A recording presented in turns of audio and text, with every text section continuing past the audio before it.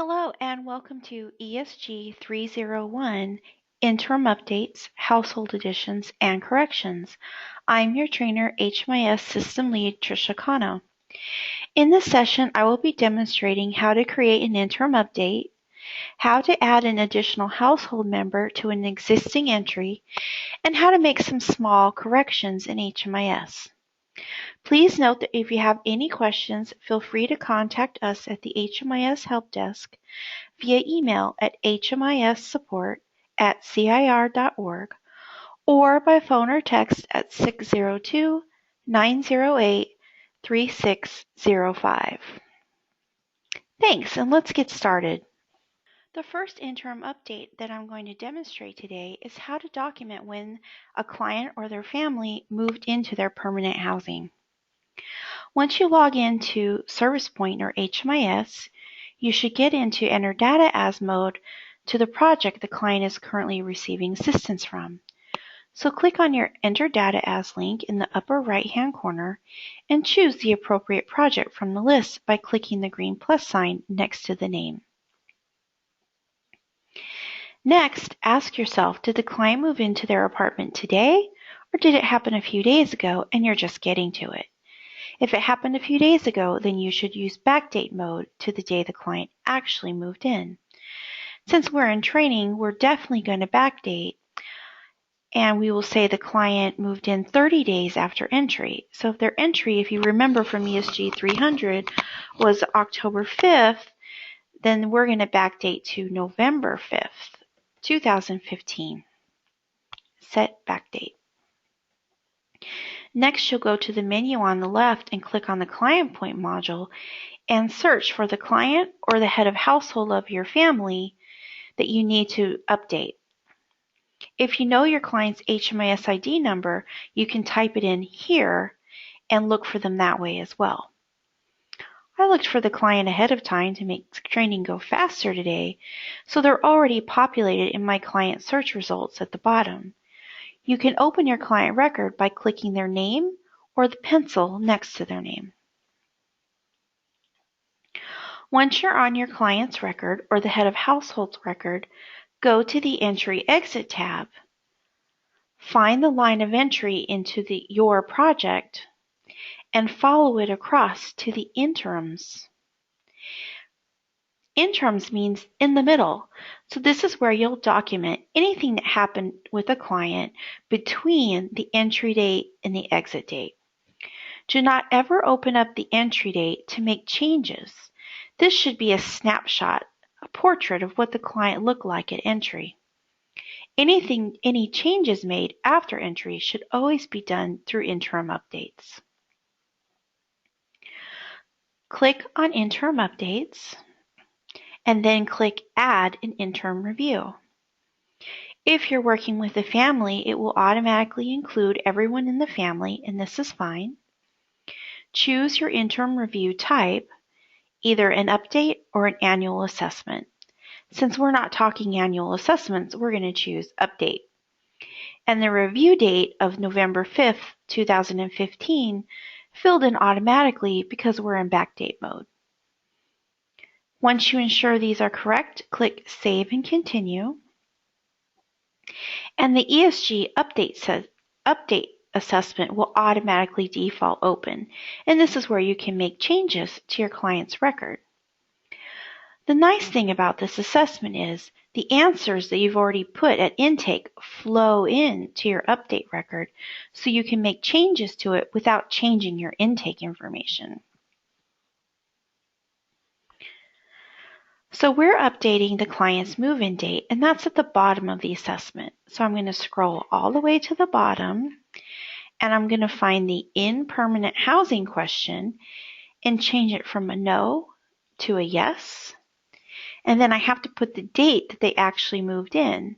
And I'm going to use my shortcut of clicking on the calendar with the green check mark to put today's date or my backdate date of November 5th, 2015.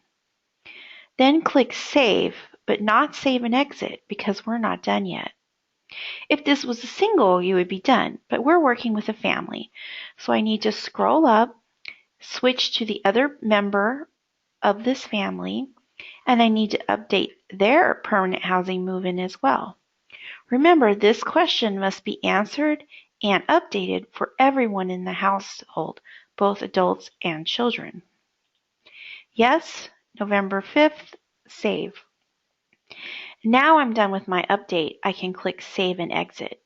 It returns me to the Interim Reviews preview pane, and I can see the update that I just completed for November 5th. Click Exit, and you are done. Now I'm going to show you some more interim updates on how to change income and update benefits and health insurance and things like that. So let's say the client came to you and reported these changes on December 5th. So I'm going to change my back date to December 5th instead of November 5th. So 12/5/2015, set back date, because this is the day the client is reporting the changes to me. And then as usual, I would look them up in the system, make sure I'm in Enter Data As mode and backdate mode if needed. Look up my client or my head of household, go to the Entry Exit tab, and start an interim review. Add interim review. Everyone's included. That's good. The type is an update on December 5th this time. Save and continue. The first thing I'm going to show you is a change in income. So for this scenario, let's say the client got a raise or they have a full-time job instead of a part-time job now, and their income is changing from $500 to $1,200 a month. In the text field, you'll change the $500 to $1,200. The income from any source will remain yes because they're still receiving income. But now I need to change the status in the actual sub-assessment. The easiest way to do this is to click on the magnifying glass next to the title Monthly Income so you can see all the sources at one time. You can also sort these sources by any of these column headers. I like to sort it by monthly amount so that all my income goes to the top. I can't just edit and change this from $500 to $1,200 because then I'm erasing my historical data. I need to end the old income amount of $500 and add in a new income amount of $1,200. So this is how you do that. Find the old income amount and click the pencil to the left to edit it. I'm not going to change the amount. I'm just going to add in an end date. The end date should be the day before the change was reported. So if the client reported the change on December 5th, the end date would be December 4th, 2015. I will not change this yes to a no because the client was receiving the amount of $500 in between the dates of October and December. And then click Save. Now I need to add the new income in. Scroll to the bottom of this pop-up and click the Add button in the bottom left corner. Now I can choose what income source I'm adding, which is earned income, and the new amount of $1,200. And I need to say that yes, they are receiving $1,200 as of December 5th. Then click Save. Now you can see at the top the old income amount that started and ended, and the new income amount that started and it's still active because there's no end date. When you're done, you can click Exit in the bottom right corner. My HUD verification is still green, so that means I did this transaction correctly. Next, I'll show you how to end a non-cash benefit. So in this scenario, let's pretend that the client is no longer receiving their food stamps because they're making too much money. So I will change my question non-cash benefit from any source from a yes to a no. And I need to edit the sub-assessment as well. So again, I will find the magnifying glass next to the title of non-cash benefits and click on it. It's much easier to see what's going on this way. I need to end the benefit of food stamps that was yes and add back in food stamps no, kind of like we did for income above. So I will find the food stamps that's marked yes, they're receiving that benefit, and I'm going to edit it by clicking the pencil to the left. I'm not going to change anything except adding an end date. Remember, the end date should be the day before they reported the change. So again, this would be 12/4/2015. I will not change this yes to a no. They were receiving food stamps between these dates. Then click Save.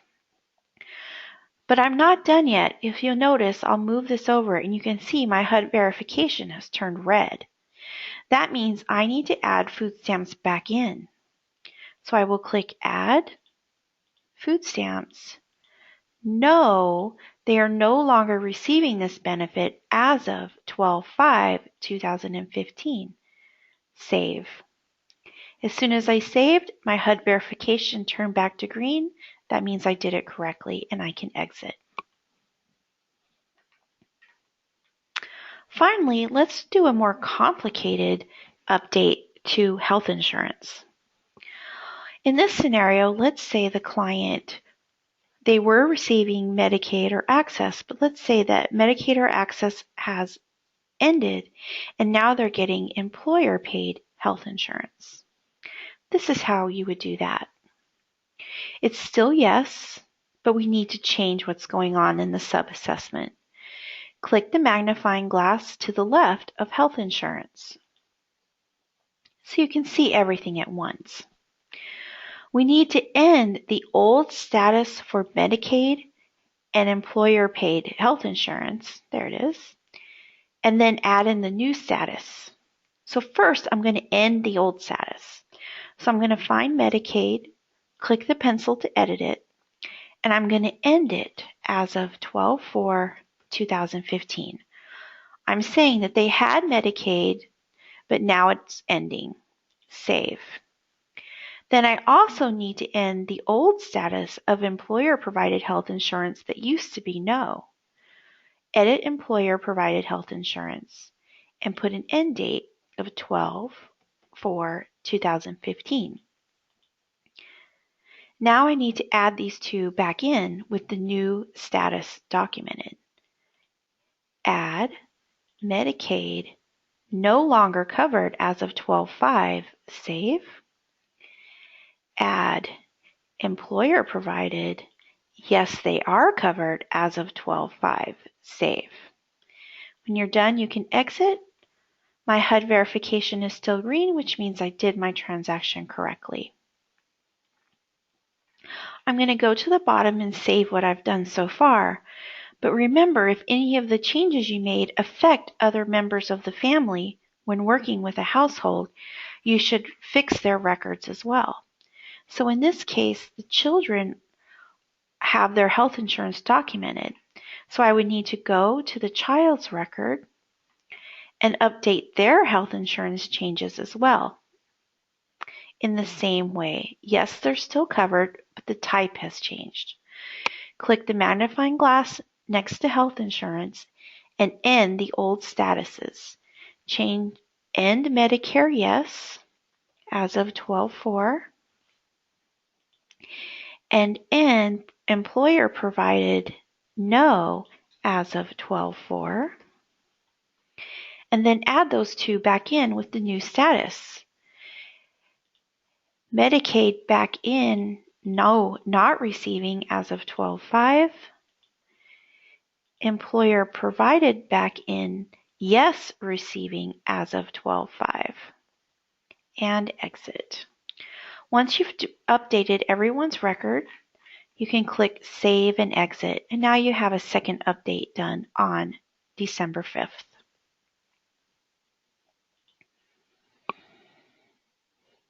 The next thing I'm going to show you today is how to add an additional household member to an existing project entry. If you're working with a single, you can disregard this part and just fast forward to the next section. However, this does happen in families occasionally, and it can be a little complicated, so we wanted to take the time today to show you how to do it correctly. So let's say in this scenario, this client had an older child that was staying with a family member and he decided to join them in this current entry into ESG Rapid Rehousing. So I'm going to change my back date up here at the top from December, and I'm going to go back and say just a few weeks after enrolling in Rapid Rehousing, this older child joined the family. So I'm going to change my back date to 10/15/2015. If you remember, the family's original entry date was 10/5. And then from the head of households record, I'm going to go to the household tab first, and I need to add this new child to this head of households record. So find the household and click the Manage Household button. And I'm going to add another child, so I'm going to click the Add or Delete Household Members, and then expand the Add Clients to the Household section so I can see my search screen and search for the next child. Child 2. Fill out all of this information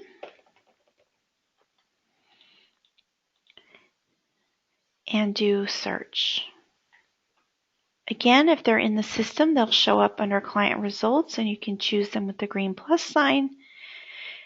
If there are no matches, then you add new client with this information and they're pulled down into the selected clients area. Click continue, and now my family has grown from 2 people to 3. Choose the relationship of this new child to the head of household. We'll say it's her son. And verify the joined household date. 10/15 is fine because 10/15 is going to be their entry date. And as long as the joined household date is the entry date or before, it will work fine. Then click Save and Exit. Don't worry that this second child doesn't have an age yet. As soon as we complete the assessment on the new child, the age will populate. Now go to the Head of Households Entry Exit tab, and we're going to edit this household's entry to add the new client in. Find the entry into your project and click on the Edit Entry pencil icon. When the pop-up opens, you're going to see a button that says Include additional household members, but please do not use this button. This button will include the child on the same day as everyone else, October 5th, and we need to include this child on October 15th. So ignore this button for now and just click Save and Continue. Once the actual entry exit data screen opens and you locate the 2 people in your household, right underneath their name you're going to see this button again, Include Additional Household Members. This is the button we were looking for. Click on this button and now you will see in the household grouping the new child listed. To include this new child in the entry, check mark the box next to their name. However, please note that the entry date wants to default to the mother's entry date, and so we must manually change the date to the intake date for the new child of 10/15. Once you manually change the intake date, click Save and Continue. Once you do this, the new child will be added to the entry with their own unique entry date, leaving the previous household residents with their entry date intact. This is exactly how it should look. The next thing is we need to complete the Maricopa UDE assessment and the ESG entry assessment for this new child. So I will locate the household members listing to the left of the assessment name and click on the new child to activate their record. And I will put in the new child's date of birth type, race, ethnicity, gender. Do they have a disabling condition? Remember, I said before that if they do not have a disabling condition, you can leave this blank. But if they do, you should answer it yes, because then you'll be required to enter the type of disability later on. Relationship to head of household is head of household's child. And then click Save. To do the child's ESG entry assessment, which will have health insurance and disability types, go up to Select an Assessment and change assessments by clicking ESG Entry Assessment. And now it's open the second child's ESG Entry Assessment. Scroll down to the ESG Program Data Elements area and locate health insurance and fill out the information to the best of your ability. The mother had access when she was entering your project, so let's set up the child in the same way. Yes, they have health insurance, HUD verification, no to everything except Medicaid or Access, save and exit. Now disability types, HUD verification. We said this child does have one disability, so I'm going to say no to everything except a developmental disability. And then I'm going to answer the additional questions that are required for rapid rehousing, and then click Save. And then finally, the last question required for children is the in permanent housing.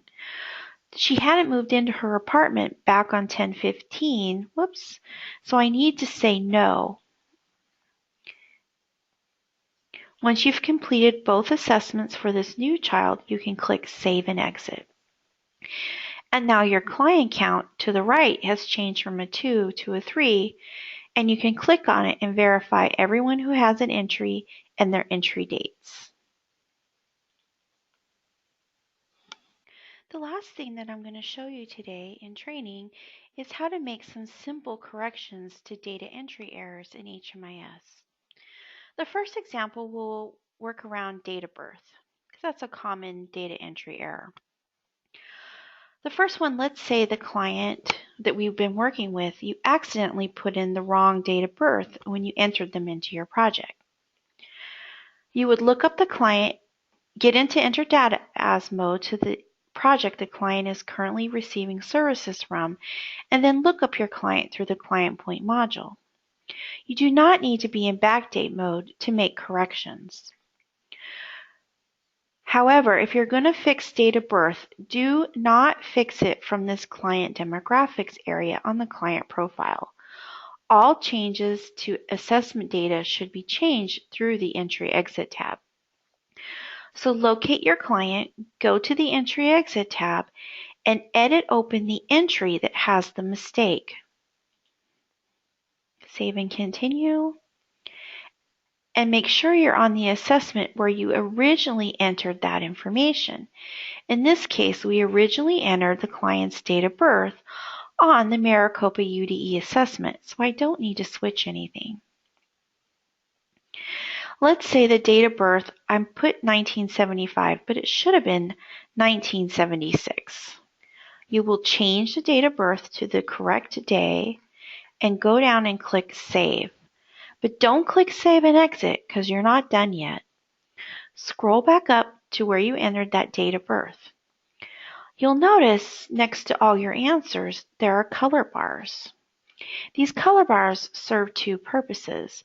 One, they tell you how old the answer is. If you hover on it, it'll give you the exact count, and the color indicates as well. The more brighter green it is, the newer the answer. The darker it gets, the older the answer. Sometimes the answers are even red. Red isn't necessarily a bad thing, it just means it was answered a long time ago. The second thing these color bars do is when you click on them, they show you the history of that answer, the multiple answers that may have been entered. In this case, you can see the old bad date of birth and the new date of birth I just entered. The problem with this is that under date effective, it's exactly the same. The effective date for both the old date of birth and the new date of birth is 10/5/12 p.m. and 10/5/12 p.m. Because the date effective is exactly the same, this will affect reporting, and so I need to get rid of the bad date of birth. Locate the wrong date of birth and delete it by clicking the trash can next to it. It says, "Are you sure you want to delete it?" And I say yes. So that only the good date of birth is left behind. Once you ensure you have the correct date of birth recorded in the value, you can click the little X close button. And now you can save and exit, and you've corrected this client's record.